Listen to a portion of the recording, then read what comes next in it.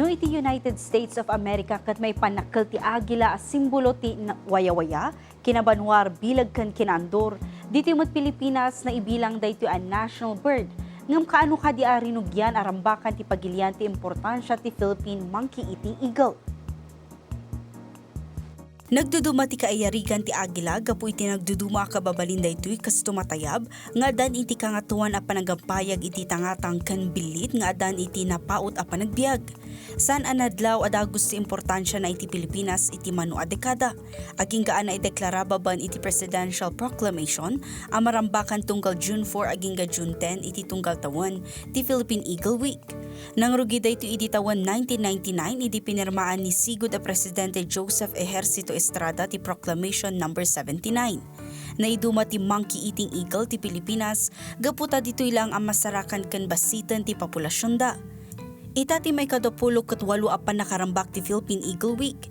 Nabilin ti tunggal opisina ti gobyerno amang isengkat iti anyaman nga aktibidad amang bigbig iti importansya ti agila.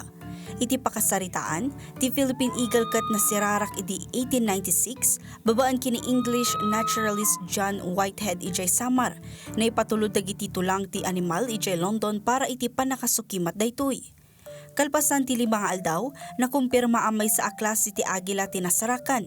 Dinakamat pay dagiti agindag sa jay at ti nasaw nga agila, ket mangtiltiliw iti bakas ken taraw. Ditaan na awagan kas Philippine Eating Eagle iti 1978, baban iti proklamasyon ken naimarka kas national emblem iti 1995. Iti pa nagsirarak, ti Philippine Eagle ti adan iti kalawaan ken kaatidugan apayak kadagiti aming agila iti lubong. Gaputa basitan ti agila iti Pilipinas, na ipawil ti panakapapatay ken panakatiliw daytoy. Posible ang maibalod iti san anasrok iti 12 years ti matakwata nga agaramid iti daytoy. Iti datos ti Philippine Eagle Foundation, 400 apares laangan ti agila ti posible as sibibiyag iti Pilipinas. Kabaulan ti maysa nga agila nga itayab ti maysa a banag nga agdagsen iti 3 kilo. Kabaulan ti agila nga agbiag iti 6 a tawen. Napigsaken klaro a panagkita 8 times ngam ti kaadayo ti makita ti tao.